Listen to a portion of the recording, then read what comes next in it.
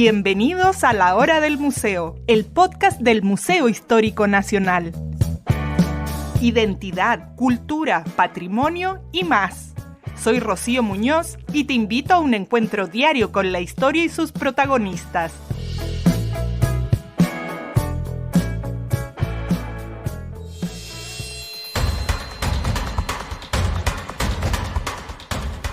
A través de una exhaustiva revisión de archivos inéditos que pesquisaron en Argentina, Brasil, Chile, Alemania, Reino Unido y Estados Unidos, los historiadores y académicos del Instituto de Historia de la Universidad San Sebastián, Sebastián Hurtado Torres y Joaquín Fermandois, reconstruyen los principales roces fronterizos que tuvieron lugar en los años 70 en América del Sur. El resultado es el libro Preparados para la Guerra, una historia internacional de América del Sur en la era de las dictaduras militares. Este libro explica cómo, a pesar de las tensiones y temores de conflicto internacional que asolaron la región, la guerra finalmente no estalló. Los generales que gobernaban estos países en los años 70 finalmente decidieron no escalar incidentes diplomáticos y fronterizos, incluso cuando los oficiales más belicosos de las Fuerzas Armadas de Argentina, Chile, Perú y Ecuador a veces presionaron a sus superiores para que tomaran posturas más agresivas. Hoy nos acompaña el historiador Joaquín Fermandois para conversar de este libro Preparados para la Guerra y conocer qué sucedía en nuestro país y las naciones vecinas en la década de los 70, cuando la mayoría de estas naciones eran gobernadas por dictadores.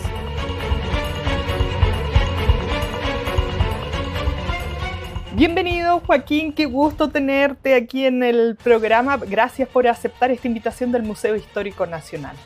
Gracias a ti y al Museo, Rocío, qué posibilidad y oportunidad de difundir nuestro libro. Bueno, sí, además que siempre un placer conversar contigo de nuestra historia, de las diversas investigaciones que has hecho.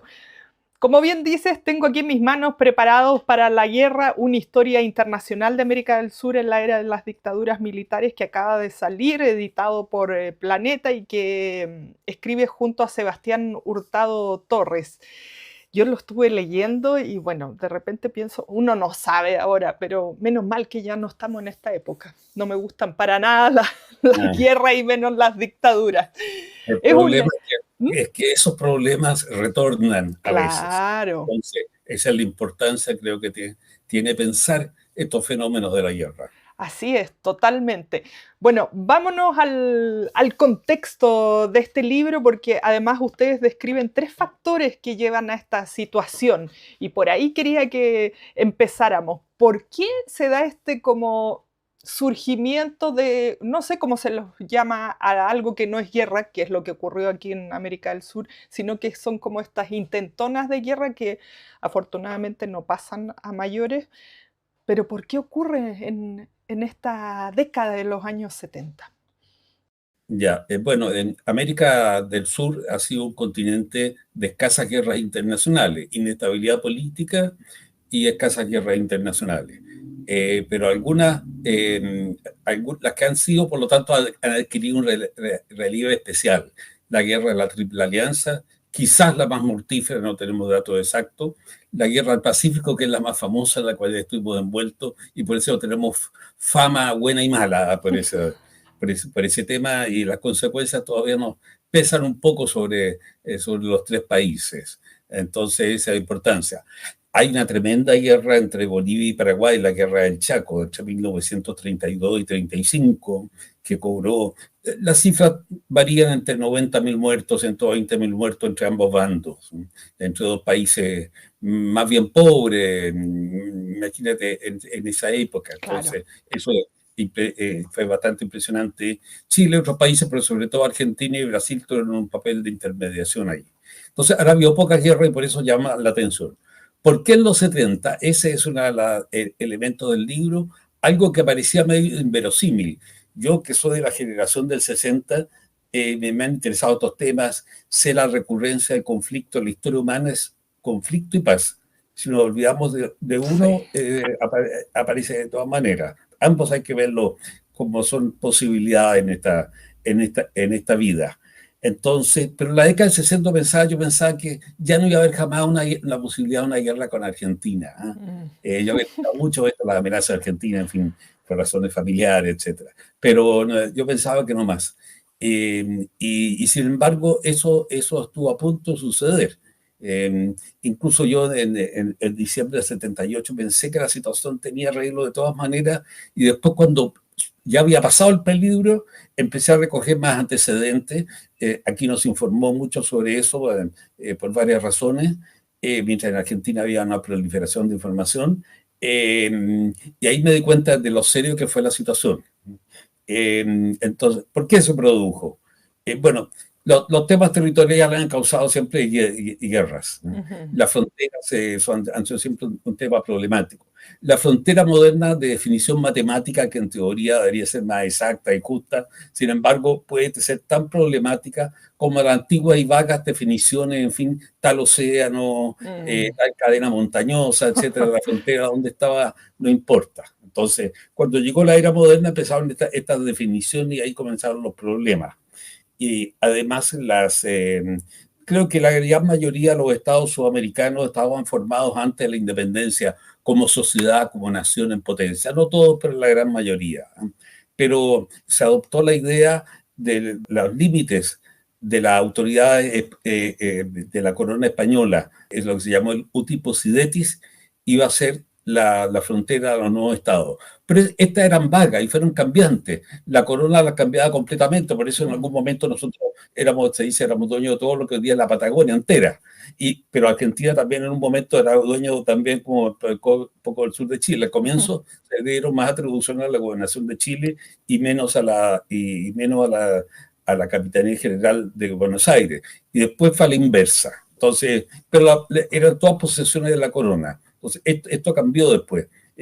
Solo un tercio de las fronteras actuales son exactamente las que habían en 1810, por decirte algo. Ese fue un factor. No ha pasado tanto tiempo como para que sea tan distinto la geografía. Claro, ese fue un tema. En el norte, por ejemplo, ¿dónde está la frontera cuál es la frontera de Chile definida por la Constitución del general O'Higgins? El descampado de Atacama. Esa es la idea. El desierto, hay variedad que el desierto. ¿Qué parte del desierto? Eso no interesaba mucho. Al este, al oriente, la cordillera de los Andes, al otro lado del Pacífico, y al sur el Cabo de Horno, a veces se dicen los mares australes, en fin, varía un poco, esa es la idea. O sea, el Chile histórico que tenemos es más o menos el que está definido, más o menos el que está definido en esas partes, excepto en el norte. La guerra del Pacífico dejó es la que ha dejado más herencia en el recuerdo en la zona y en los países. ¿Cuáles son las causas? En fin, se podrían discutir quizás porque terminó con la ocupación de un país de Perú, ¿no? Que fue un estado importante, el virreinato de Lima durante varios siglos, entonces eso no es cosa menor, ¿no? Y, en fin, esas son una de las causas determinadas, pero eso dejó un recuerdo y dejó unos sentimientos latentes más que problemas, porque los tratados de 1904 y el tratado de 1929 con Bolivia y con Perú respectivamente son bien claras en su determinación en lo que deciden. No, hay poco margen de duda de que puede haber en torno a eso. El tema marítimo fue después por las 200 millas, cuando eran 3 millas o 12 millas, no se sabía bien, la Convención del Mar recién de 1982. Entonces, eso importaba que fuera aquí y allá, pero después importó cuando fueron 200 millas. Entonces, esa herencia fue importante. Y con Argentina hay toda una historia de peligro de guerra seguido por conversaciones y paz. Hay como una comidilla entre la Cancillería latinoamericana, que chilenos y argentinos se van de las mechas a la guerra, pero al final se arreglan entre ellos. Entonces, eso ha pasado hasta ahora, ojalá que siga siendo así siempre. Entonces, ese es un tema. Después, las guerras entre estados han tenido una tendencia a disminuir en la historia moderna, o sea, contra lo que te puede parecer el siglo de la guerra, el siglo XX fue el siglo de la guerra Sí. mundial, la Guerra Fría, etcétera. Pero si la cuantificamos, la cuantificación no es la única respuesta, pero por dar una, hay menos guerras interestatales, hay más conflictos quizás, esa es otra cosa. Guerras internas son Sí. otro tipo de situaciones, en una parte importante del mundo. Va cambiando eso de lugar, pero se mantiene. El conflicto árabe-israelí lleva 130 años, no nos olvidemos, ¿no? Son situaciones de muy largo plazo. Entonces, pero aquí son más anómalas, pero este tema está. Y en las Fuerzas Armadas latinoamericanas han sido formadas en la tradición principal de que la hipótesis de conflicto esencial es el conflicto vecinal. Eso no se puede perder de vista. Si bien han tenido un papel político interno que muchas veces ha agotado sus energías en toda la historia latinoamericana, bueno, y de muchos países del mundo, eso no es únicamente algo latinoamericano, pero ya que estamos acá.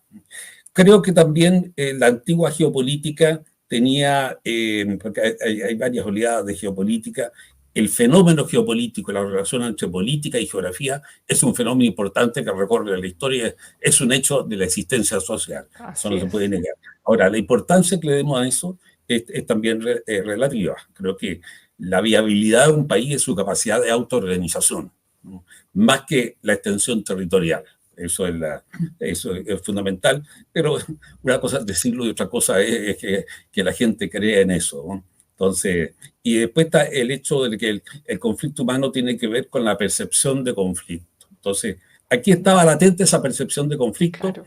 era aparentemente, y de hecho era mucho más importante, el tema político de las Fuerzas Armadas en el siglo XX, como también como en gran parte de lo que en un momento se llamó Tercer Mundo fue así.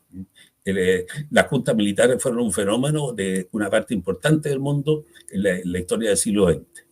Por otro lado, hay otro fenómeno de que el militar moderno, el militar profesional, se entiende mucho con otros militares, mejor a veces que entre civiles.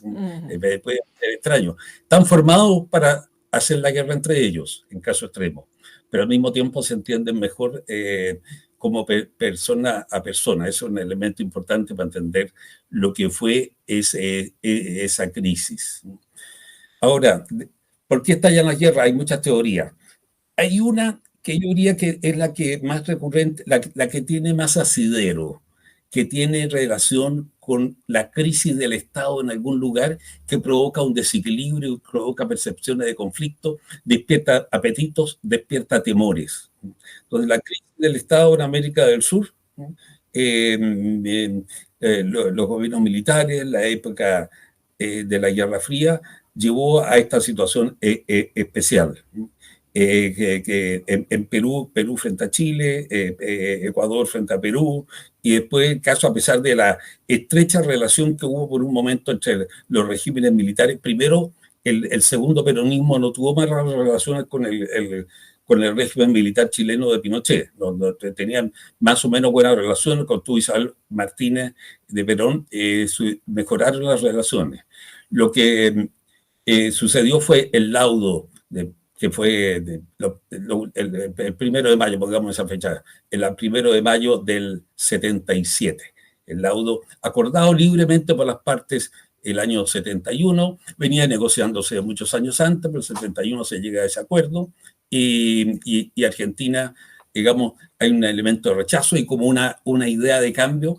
Fue importante en el caso de Argentina la idea de que había que hacer una guerra limpia después de la guerra sucia y que después eso jugó un papel también clave en la invasión de las Malvinas, la ocupación de las Malvinas violentas, que le dio como toda la ocasión a Margaret Thatcher, que tenía problemas políticos internos, de tomar una causa que era muy popular en Inglaterra, en el Reino Unido, y que tuvo en general apoyo de la opinión pública europea que no había tenido gran problema con el tema argentino, pero que desde el año 78, 79 empezó a cambiar, empezó a girar esa opinión pública. Mientras el caso chileno empezó a disminuir en atención, el caso argentino empezó a subir.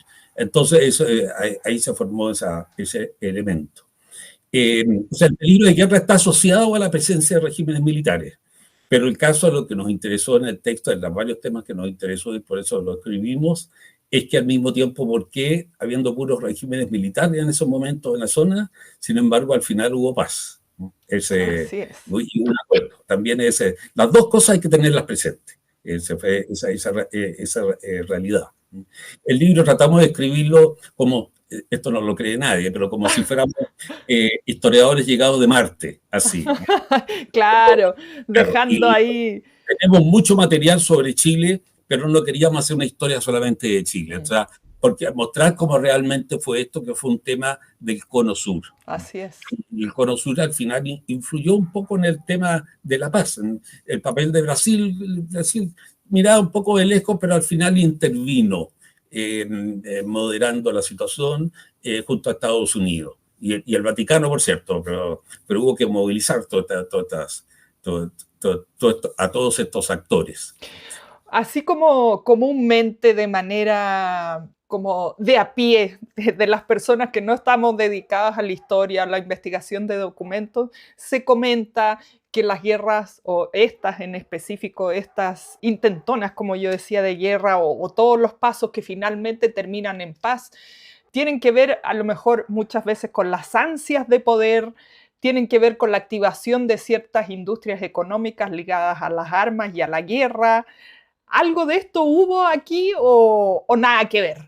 A ver, la industria económica tiene algo que ver, pero la idea que eso y ellas provocan la guerra creo que no se ha comprobado nunca. Creo que jamás ha sido así. Hay unos tantos elementos que alimentan esto. Eh, la vocación por las armas es algo que nace con la historia humana, desde la expulsión del paraíso en adelante. Todo eso está hecho. Lo que hay de nuevo en estos últimos 200 a 300 años es la conciencia de la necesidad de la paz y la barbaridad que significa la guerra. Eso es algo nuevo. No que por eso han terminado la guerra, pero sí hay un elemento nuevo. Esa situación es realmente nueva. Yo diría que la crisis del Estado en algún lugar lleva a una percepción de conflicto, de una idea de desequilibrio y que se aumenta. Y ahí entran todas estas causas, ansia económica, pero la guerra del siglo XX, la Primera Guerra Mundial, que es el ejemplo más claro de todo, se llevó a cabo entre los países que más intercambiaban entre ellos. Claro, porque las grandes potencias son grandes economías y las grandes economías principalmente intercambian entre ellas, donde está el poder de compra. Así que eso no tiene Francia con Alemania, Inglaterra con Alemania, Alemania con esos ellos dos, y etcétera. Así, entonces, eso puede ser. Es así, en muchos casos. Y después otro elemento importante es que si bien el factor de la formación, los militares en general a veces exageran el peligro, profesionalmente además tienen que preocuparse de eso, la gran mayoría de las guerras son decididas por el poder político, sea Qué democracia o no importante democracia. punto. Al final el mando político es el que maneja. Pero en este caso, en este periodo que estamos hablando, el mando político está en manos de los militares. Está en manos de los militares, pero hubo paz al final. Salvo en el caso de Malvinas. Ahí claramente una decisión militar por razones básicamente políticas, algo muy sentido por la nación argentina, que es el tema de las Malvinas. No es un tema artificial para Argentina.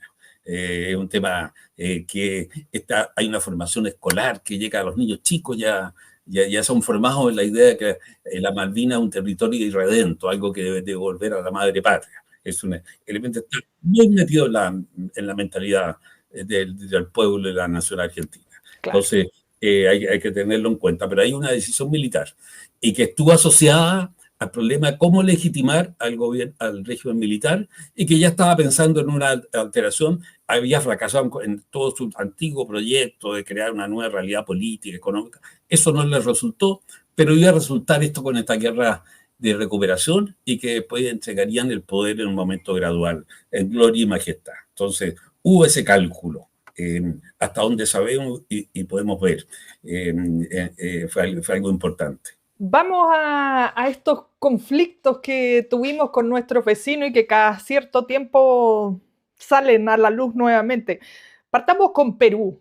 ¿Cuál es el territorio en disputa? ¿Qué pasaba ahí? Así como en la época había gente que no creía que esta era un tongo, también todavía alguna gente dice que eso, el peligro de guerra entre Chile y Perú era también un tongo, inventado en Chile, en Perú, etcétera.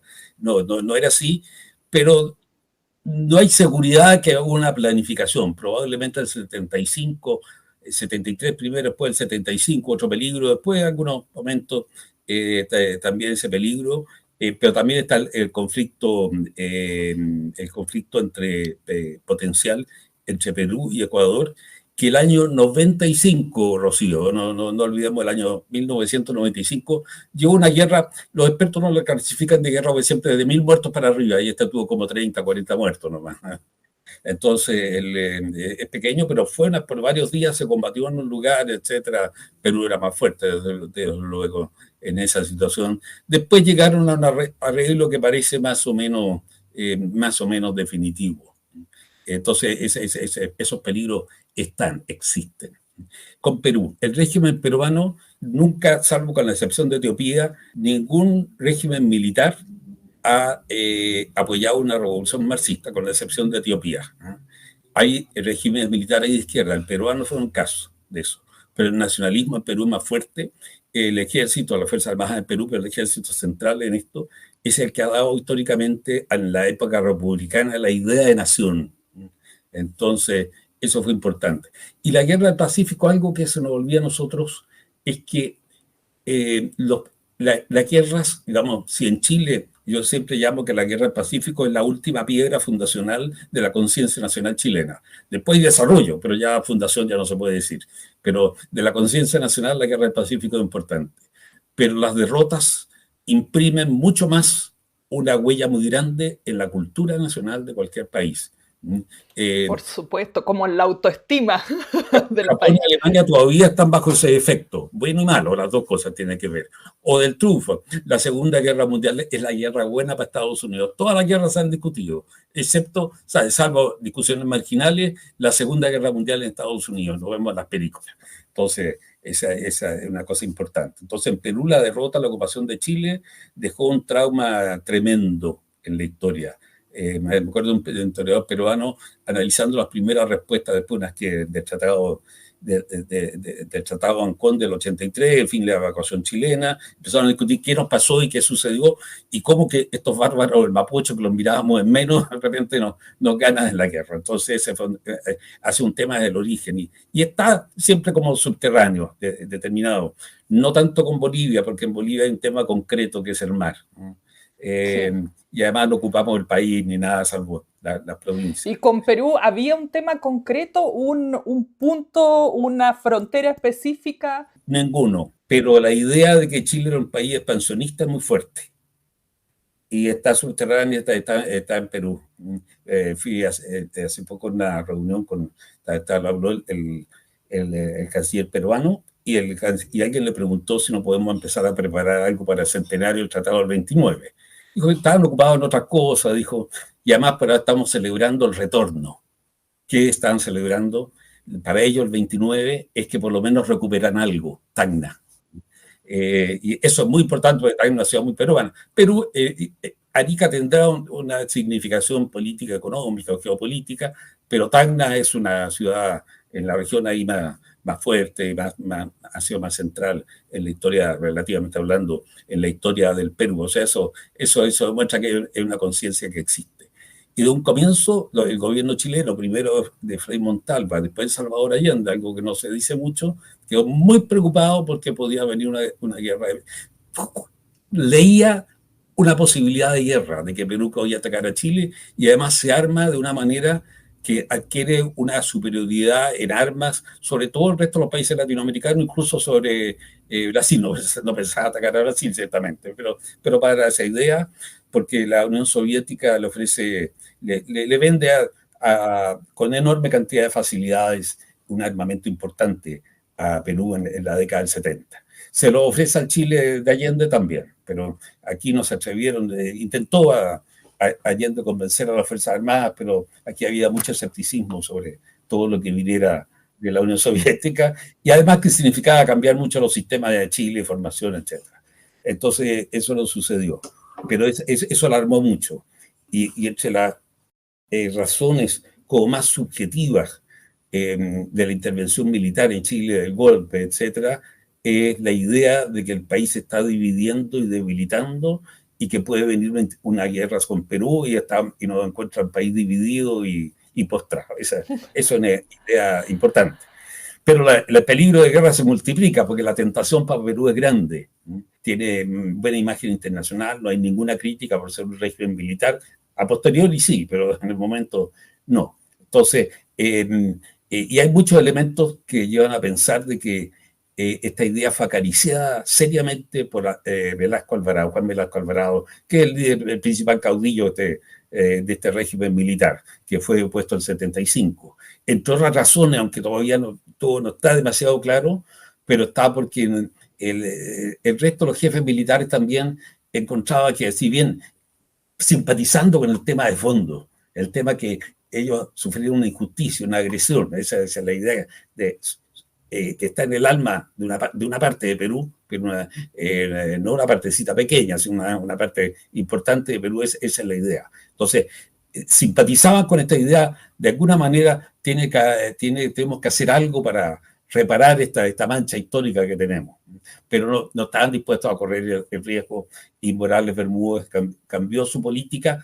aunque se mantuvo una tensión latente bastante fuerte, y no es imposible que antes, si hubiera habido una guerra entre Chile y Argentina, hubiera habido el ataque argentino a fines del 78, que Perú también hubiera intervenido. La tentación hubiera sido muy, muy grande.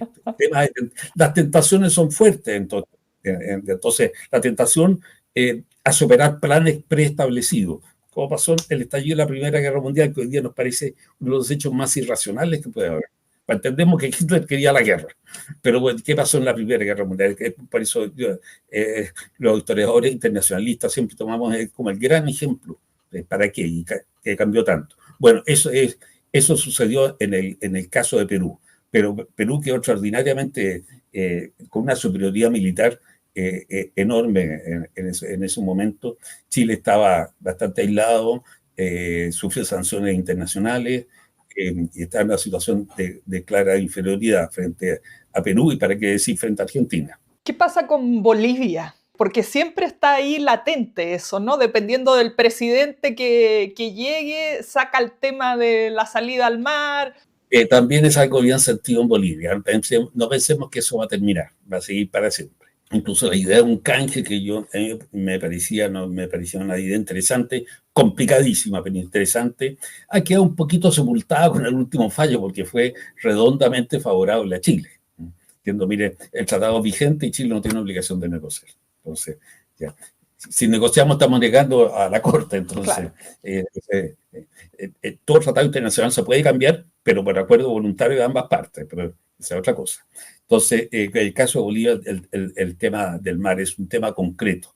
Por eso creo que es menos profundo, o menos profundo, que en el sentido que menos está combinado con una cierta deseo también de ser amigos de Chile. Hay algo anti y pro chileno que se ve muy bien en la historia boliviana. Los presidentes y los políticos que perdían una guerra civil o una revuelta se venían a refugiar a Chile. Eso era así. Y el tema del mar, en el siglo XIX era el tema de un puerto. Ya que hay un país, necesitamos un puerto.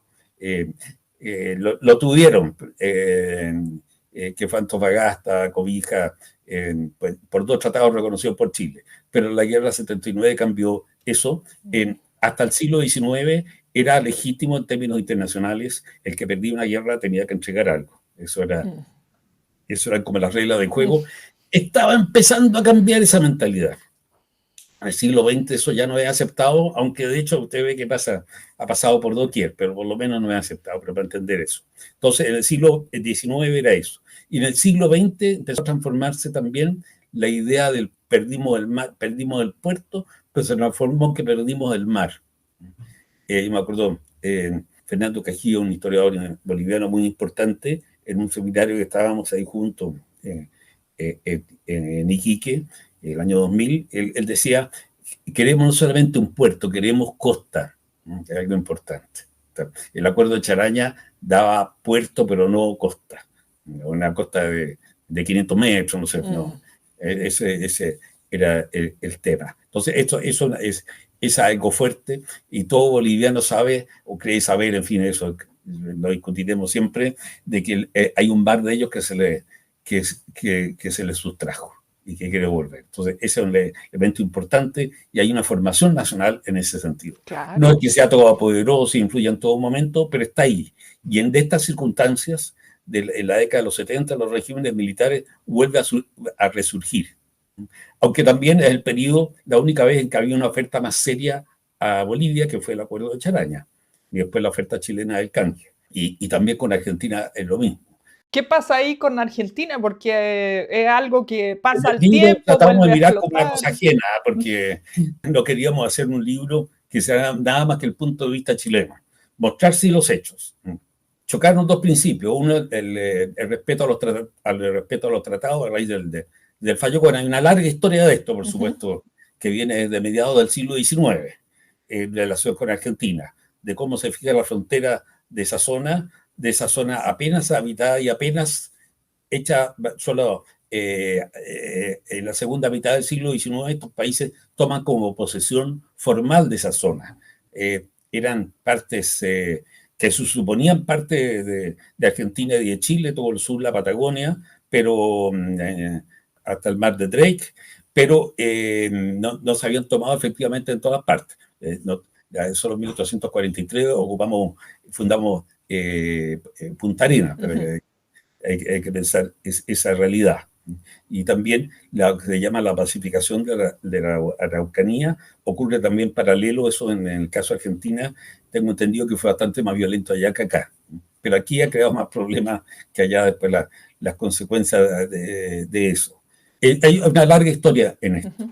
Chile tiene respeto a los tratados y el tratado, y eso es parte del acuerdo, respeto. Por lo tanto, si se va a una corte, hay que respetar lo que diga la corte, como respetamos el fallo del 2014 con Perú, que restó un poco las ambiciones chilenas. Yo pensé que eso iba a ayudar a que Perú estuviera más contento, pero no fue así. Un paréntesis. Entonces, y para Argentina, el fallo de la corte rompía con el principio de bioceánico, o sea, de la separación de los océanos. El Atlántico para Argentina, el Pacífico para Chile. Ningún país podía salir al otro lado. Y el fallo, claro, pues las islas que están al sur del canal del Beagle tienen una costa. O sea, Argentina lo que exigía era que les reconoció un derecho a navegación a Chile de 3 millas, todavía no estaba la Convención del Mar, y otros acuerdos especiales, pero ellos tenían que poner faros ahí por lo menos. Y Chile exigía que tenía que haber un reparto equitativo del mar en esa zona. Entonces, eso fue como una cosa nula. Y yo creo que, bueno, aquí hay como varias interpretaciones, pero la idea de que rápidamente, como adquiere protagonismo en Argentina, hay una discusión pública sobre estos temas que en Chile, adquiere protagonismo la idea de que hay que ponerle coto al expansionismo chileno, que había sido una decisión de la Corte, pero antes le llamó expansionismo chileno. Y esto tiene que terminar ahora. Y Chile tiene que recibir o aceptar, incluso en las negociaciones directas cuando era entre militares, le decían abiertamente: nosotros somos más fuertes, ustedes tienen que ceder. Y le estamos dando una oferta generosa desde el punto de vista argentino. Pero si bien había algunas ofertas más o menos razonables, era de alguna manera ceder, digamos, olvidarse de algunos aspectos del fallo. Y entonces perdemos un arma jurídica. Usted dice: ¿qué sirven las armas jurídicas? Pero es la defensa de los débiles, no tienen otra. Y alguna importancia tiene. Por eso respeto a los tratados para Chile es algo como básico de la estructura de su frontera, en el norte y en el sur. Y ahí viene la decisión argentina de impulsar una guerra, pero ante un país que está bastante acosado, como Chile, que ha pasado por una tremenda crisis económica a mediados de los 70, pero que se está recuperando, pero que no tiene en capacidad militar era muy inferior del aislamiento, dado que era la posibilidad de una guerra con 3 vecinos, y empieza la carrera, y ahí al final, en el último periodo, hay una preocupación regional, pero esa preocupación va creciendo. Frente a Perú, por ejemplo, una sorpresa para mí, de esa parte la investigó más Sebastián, el papel de Venezuela fue más o menos moderador. Yo en esa época tenía la impresión que no era así, porque vocalmente el presidente de Venezuela hablaba mucho contra el régimen chileno, pero en su diplomacia fue, por ejemplo, un papel moderador. Y también calladamente Brasil, después un poco más activamente Brasil le vendió armas a Chile, secretamente, pero vendió armas a Chile en ese momento, sin anunciarlo públicamente. Y decidió ir a la guerra, aunque se negoció hasta el final. Y ahí viene la intervención diplomática de Brasil, de Estados Unidos. Se habla que probablemente una conversación entre Carter y Videla, y también del Vaticano últimamente. Y el Vaticano con bastante decisión. El Vaticano estaba con su propia crisis porque había muerto Pablo VI y Juan Pablo I fallece a los 33, 34 días, y después Juan Pablo II, pero toma el toro por las astas corriendo un riesgo tremendo el papado, pero lo hace, algo que no está en la tradición del papado, precisamente, el papado moderno, pero toman el riesgo. Y entonces en Argentina habían dudas también. Y hay una presión internacional sobre Argentina de estos países para que acepte esta intervención, prometiéndole no es que le encontraran la razón a Chile, tampoco a Argentina, pero diciéndole a Argentina, miren, algo se les va a dar, o sea, lo básico ustedes lo van a obtener. Y ahí viene la intervención media, pero el peligro, digamos, disminuyó mucho después del acuerdo de Montevideo, que fue el 8 de enero del 79, vino un desarme, retirada gradual de las tropas del sur, pero después empieza a volver a agravarse la situación. Eso iba a preguntar, porque si hubo movilización, estaban como listos ahí. Listo. Pues la única defensa que tenía Chile en términos militares era la promesa de que iba a haber, digamos, la decisión y mostrarla, hacerla evidente, que Chile se va a defender con carnes y uñas. Y sería una guerra total, o tendencia a una guerra total. La guerra total se entiende cuando no solamente se luchan dos ejércitos, sino todos los recursos de un país son movilizados. Chile iba a sufrir bastante. Yo no entendía cómo podía ganar, era simplemente rechazar el ataque. No podía comer. Pero eso era una disuasión posible. Era una disuasión posible. Y habían dudas en Buenos Aires. Y al final el general Videla, por las promesas de Estados Unidos y el Vaticano, ahí viene la presencia del cardenal Zamoré, de que ellos van a mediar entre ambos países, tratando de, y el Papa Juan Pablo II dijo, con respeto a la ley y a la equidad, a la justicia y a la equidad. La justicia es la ley, o sea, los tratados que han habido y la decisión de la Corte, y a la equidad de que el que no salga favorecido no puede perder todo tampoco, hay que darle algo.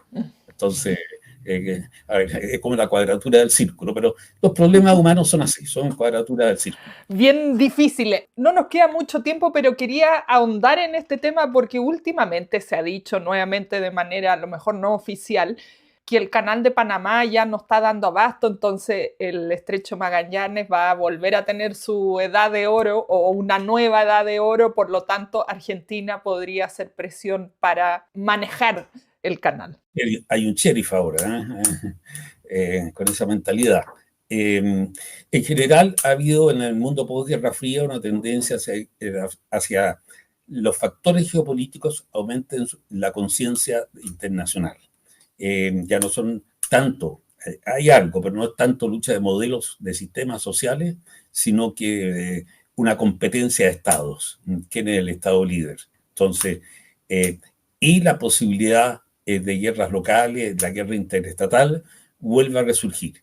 Como digo, entre fines del 19 y hoy día han habido menos guerras que a lo largo de la historia entre estados, o lo que había antes, soberanías políticas. Pero ahora hay una posibilidad. Lo de Ucrania es un caso clarísimo, ¿no? Es una situación, lo del Medio Oriente también tiene esa complicación, hay otras zonas como Grecia-Turquía, aunque está más apagado ahora, y la India-Pakistán, y la India y China también, que hubo una pequeña guerra el año 62, hace 63 años atrás, una pequeña guerra entre la India y China, y por situaciones que todavía se mantienen. O sea, esos peligros vuelven o sea, esas posibilidades vuelven a resurgir. Esa es algo que está sucediendo, y que en el caso de Estados Unidos no sabemos si es una fiebre que va a pasar esto o va a tener consecuencias. Eso tenemos que ver qué sucede, pero que también diciendo, mire, los acuerdos no importan nada, ahora lo que importa es el poder. Y como el canal puede ser un peligro para nosotros, el acuerdo con Panamá, entre Estados Unidos y Panamá, hablaba de una defensa conjunta del canal para siempre, o sea, de que Estados Unidos participaría en la seguridad del canal, eso es cierto, pero no de que volvería a tomarlo bajo su administración y menos bajo la soberanía. Entonces ahí hay una situación compleja en donde el derecho internacional sería aprestado si es que se le toma en serio. Aquí una duda, antes de despedirnos, aprovecho ya tu experiencia, tu sabiduría en este tema. Cuando se dan estos problemas entre países, entre estados, naciones, sabemos, por ejemplo, de La Haya, o hay solo un tribunal donde vayan los países. ¿Quiénes tienen la última palabra y que los países deben acatar? Cuando se va voluntariamente y hay un acuerdo, están obligados a acatarlo, pero no hay ningún sistema en que los pueda poner en ejecución esa obligación, que ha entregado, y eso está textual, siempre al honor de las naciones. Entonces, pero bueno, eso es algo más o menos evanescente. Entonces, ese es el problema. No existe un gobierno mundial, ni creo que haya existido ninguno. Es reglas del juego más o menos acatadas, mayores o menores, y siempre ha habido algo de eso a lo largo de toda la historia humana. Ha habido paz y guerra, incluso en las sociedades arcaicas, o que se le llama originarias, prehistóricas, también habían estos dos elementos, de guerra y paz. Entonces, ahí está el problema. Para que funcione el derecho internacional, tiene que haber un acuerdo y una conciencia de que es mejor eso a la ley de la selva. La ley de la selva, me voy a quedar con esto. Acuérdese de Parra, que a donde hemos llegado que no se respeta ni la ley de la selva. El 72, esa frase que yo la repito a veces a mis alumnos. Buenísima, con esto me voy a quedar. Joaquín, se me ha pasado muy rápido el tiempo, muchas gracias. Bueno, yo recomendarles para... El libro trata de cambiar algo del Cono Sur, no solamente de Chile, Argentina. Es la idea que todo está interrelacionado. Así es. Que los regímenes militares tuvieron responsabilidad, pero que también al final eso mismo facilitó en algunos aspectos la aproximación.